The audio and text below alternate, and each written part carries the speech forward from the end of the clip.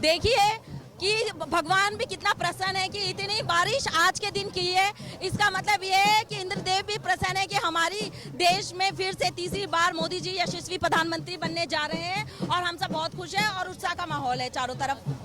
आपको लेकर क्या कहना चाहेंगे? आप तो जमानत भी जब्त हो गई आपकी। आम आदमी की जमानत जब्त तो होनी ही थी और आगे भी होती रहेगी। कहाँ पड़े हो चक्कर में, कोई नहीं है टक्कर में। जी बिल्कुल, एक बार फिर से प्रधानमंत्री नरेंद्र मोदी की 3.0 की शुरुआत होने जा रही है। नरेंद्र मोदी की सत्ता में वापसी हुई है और बीजेपी मुख्यालय पे जश्न का माहौल है। देखिए हमारे यहाँ साथ यहाँ पे सर, आपका नाम? जी आलोक पारा सर। देखिए यहाँ पर आए हैं और बहुत ही ज्यादा ये भी खुश है और देखते हुए ये कुछ मोदी जी के बारे में कहना चाहते हैं। वापस से बीजेपी सत्ता में वापसी करने जा रही है, तो कुछ कहना चाहते हैं? जी जी, मोदी जी के बारे में मैं तो यही कहता हूँ कि एक आदि पुरुष वो भगवान का रूप मानते हैं, जो समय पर एक भारत माता को बेटा के रूप में उपलब्ध हुए। नहीं तो ये कांग्रेस और जो भी अन्य दल हैं बहुत बुरी स्थिति करने वाले थे देश की। 370 एक वक्फ बोर्ड, ऐसे हजारों कलंक भारत माता के जो सर पर लगा रखे थे इन्होंने। एक भारत माता का लाल आया समय पर और ये सभी समस्याओं से निजात दिलवाई और तीसरी बार प्रधानमंत्री फिर बन रहे हैं गर्व के साथ। और जो भी अन्य छोटी पूरी कमियां रह गई वो भी आगे वो निगाह में रखते हुए शासन करेंगे। यूपी को लेकर क्या कहना चाहेंगे? यूपी में इस बार कुछ थोड़ा सीटों का आंकड़ा गड़बड़ लगा। जी जी, ऐसा है, पहले ही समीकरण कुछ ऐसे थे। मैं इटावा मैनपुरी से ही बिलोंग करता हूँ। देखी है राजनीति, एक निजी स्वार्थ के लिए मनुष्य कुछ भी कर सकता है और वही हुआ एक झूठे वादों में।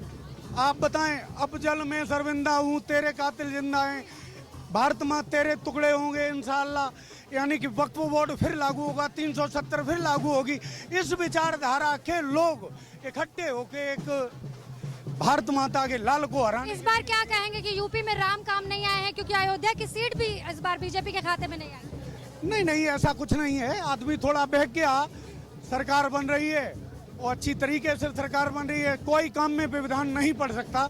मानता हूँ कि उत्तर प्रदेश से काफ़ी उम्मीदें थी, उन पर मैं खरे नहीं उतर पाए।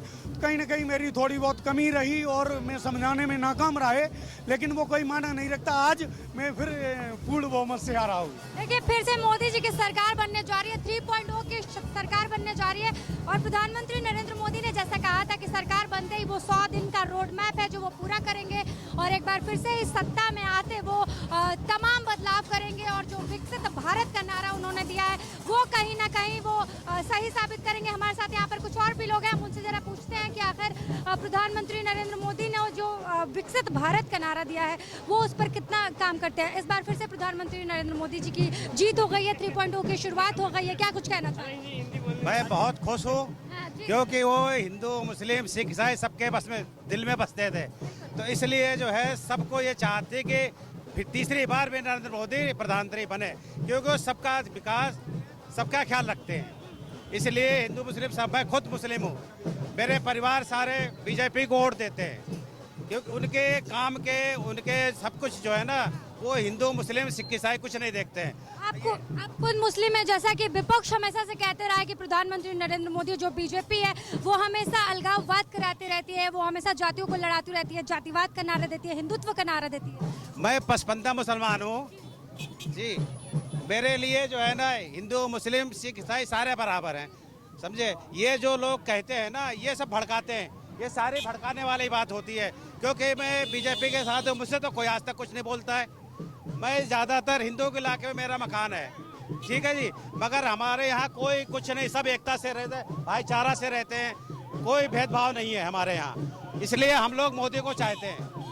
देखिए यहाँ पे सब लोग जो हैं वो मोदी जी को ही चाहते हैं, मोदी जी को लेकर इतना ज्यादा जश्न हो रहा है और प्रधानमंत्री नरेंद्र मोदी इस बार कुछ बड़ा बदलाव करने वाले हैं। जैसा कि उन्होंने कहा था कि मेरी सरकार बनती है, जैसे ही मैं सत्ता में आऊंगा 100 दिन का अपना रोड मैप पूरा करूंगा। 100 दिन का अपना रोड मैप उन्होंने पहले ही तैयार कर लिया है और देखिए यहाँ पर नरेंद्र मोदी को लेकर कितना ज्यादा जश्न है। यहाँ पर लोग अलग अलग तरीके से आए हैं, तमाम तरीके से आए हैं। आप ये देख सकते हैं सामने की कैसे प्रधानमंत्री नरेंद्र मोदी को भारत के नक्शे में, उसमें जेपी नड्डा भी हैं और केंद्रीय गृह मंत्री अमित शाह भी हैं, तीनों लोग हैं। प्रधानमंत्री नरेंद्र मोदी को ऐसे माला पहनाई गई है और बाकायदा ये हर जगह जा रहे हैं और यहाँ पर ये देख सकते हैं जस्ट ये एक साइकिल पे लेकर प्रधानमंत्री नरेंद्र मोदी की बड़ी सी तस्वीर लेके और ये ऐसे खड़े हुए हैं और लगातार ये इधर उधर जा रहे हैं और एक तरीके से नरेंद्र मोदी की जीत का, बीजेपी की जीत का जश्न मना रहे हैं। और यहाँ पर हमारे साथ कुछ युवा भी हैं, चलिए युवाओं से बात करते हैं। प्रधानमंत्री नरेंद्र मोदी की वापसी हो गई है सत्ता में, 3.0 की सरकार बनने जा रही है। आप युवा हैं तो सवाल आपसे लाजमी है, क्या कुछ इस बार प्रधानमंत्री नरेंद्र मोदी युवाओं को लेकर करेंगे? देखिए, ये तो चुनाव हो ही नहीं रहते, केवल औपचारिकताएं बची थी और नरेंद्र मोदी जी प्रधानमंत्री हैट्रिक लगा दिए हैं, तीसरी बार प्रधानमंत्री बने। और आज तो जोश और अपार उत्साह के साथ हम लोग यहाँ बीजेपी हेडक्वार्टर में जश्न मना रहे हैं। 90 दिन के बहुत बड़ा हम लोगों ने संघर्ष किया प्रधानमंत्री मोदी जी को बनाने के लिए और आज रिजल्ट आपके सामने है।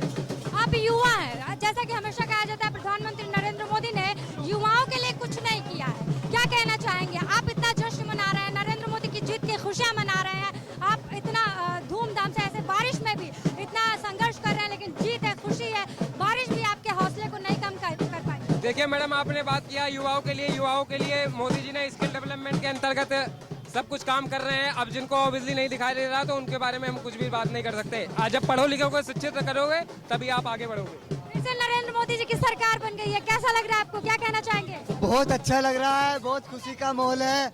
आज भारत के मुसलमान के घर घर में आज खुशी मनाई जा रही है, आज एक ईद मनाई जा रही है। ईद की तरह हम खुशी कर रहे हैं जैसे ईद पे खुशी होती है, क्योंकि मोदी जी ने गरीब के लिए, मजदूर के लिए, छोटे व्यापारी के लिए काम किया था। उन गरीब मजदूर ने जिताकर फिर दोबारा संसद के अंदर भेजने का काम किया है। हमारी सरकार फिर सत्ता में आ रही है। लेकिन जैसा कि विपक्ष हमेशा ही प्रधानमंत्री नरेंद्र मोदी और बीजेपी पर आरोप लगाते रही है कि बीजेपी सिर्फ हिंदुत्व का नारा देती है, वो हिंदू मुस्लिम करती है, इसमें क्या कहना चाहिए? नरेंद्र मोदी ने 2014 के बाद हिंदू मुस्लिम को खत्म किया है। आज भारत का हिंदू और मुस्लिम एक कंधे से कंधा मिलाकर चल रहा है। आज भारत का हिंदू और मुसलमान एक प्लेटफॉर्म पर खड़ा है। ये मोदी जी की देन है। मोदी जी ने भेदभाव को खत्म किया है, कोई भेदभाव नहीं है। जी बिल्कुल, यहाँ पर आप देख सकते हैं कि लगातार जो मुस्लिम भी हैं वो भी जीत का जश्न मना रहे हैं और कह रहे हैं कि हिंदू मुस्लिम सिख ईसाई आपस में सब भाई भाई। आज सबके घर में ईद मनाई जाएगी, दिवाली मनाई जाएगी। और राम तो पहले ही घर आ गए थे, लेकिन एक बार फिर से लोग कह रहे हैं कि दोबारा से राम जी की वापसी हुई है। कहीं ना कहीं प्रधानमंत्री नरेंद्र मोदी को लोग गाँव में जाके देखिए पूजा करते हैं, उनको अपना पूजनीय मानते हैं, क्योंकि प्रधानमंत्री नरेंद्र मोदी ने बहुत कुछ काम किया। और हमारे सामने, आपका नाम? रतन रंजन जी काफी हम लोग खुश है। हमारे लिए तो आज होली, दिवाली, छठ सारा आज त्योहार है। हमारे मोदी जी फिर से आ रहे हैं, भारत के विकास पुरुष, देवतुल्य पुरुष फिर से आ रहे हैं। और इसका श्रेय जाता है जनता को। कहाँ से आए? बिहार वैशाली जिला से। बिहार वैशाली से। ये साइकिल से ही साइकिल की यात्रा जी 4 महीने से लगभग 50 लोकसभा में गए हैं। मोदी जी की योजनाएं लोगों को याद दिलाया, जन जन तक पहुंचाया कि मोदी जी का आने वाला 100 दिन का जो रूटीन है, कैसे भारत को विकसित बनाने की जो उनकी संकल्प है, इसने हमने जनता को रूबरू कराया, जनता को जागरूक किया। परिणाम यह है कि मैंने पाया कि जो लाभार्थी मोदी जी को योजना का लाभ उठाए काफी खुश है। इसमें खास करके महिलाओं और बहनों का काफी अच्छा रोल है कि उन्होंने बढ़ चढ़ के मोदी जी को समर्थन दिया है अपना। और परिणाम ये है कि आज देख सकते हैं खुशी का माहौल है। 4 महीने से लगातार आप साइकिल से यात्रा कर रहे हैं और बीजेपी का प्रचार प्रसार कर रहे हैं। बिल्कुल, देखिए राष्ट्रवादी पार्टी है जो सबका साथ सबका विकास का बात कर रहा है, तो हम जैसे युवाओं को ऐसे पार्टी के नेतृत्व को सराहना चाहिए। और खास करके मोदी जी, जिस तरह से मोदी जी युवाओं के लिए या अन्य जो है क्षेत्र में काम कर रहे हैं, तो सच में मोदी जी जो है कि सराहनीय काम है, उनका योगदान सराहनीय। इतिहास में उनका नाम दर्ज होगा, आने वाले समय इतिहास के पन्नों में इनका नाम लिखा जाएगा। बिहार से है, बिहार में नीतीश कुमार तो पलटू रहा है, उनको लेके क्या कहना? देखिए नीतीश जी भी अब वो चाह रहे हैं कि बिहार का विकास अगर करना है तो मोदी जी के साथ मिलकर रहना होगा। इस बार नीतीश जी मोदी जी के साथ है और नीतीश जी की जो डिमांड होगी उसको पूरा करेंगे हम लोग। नीतीश कुमार को साथ में लेकर चलेंगे।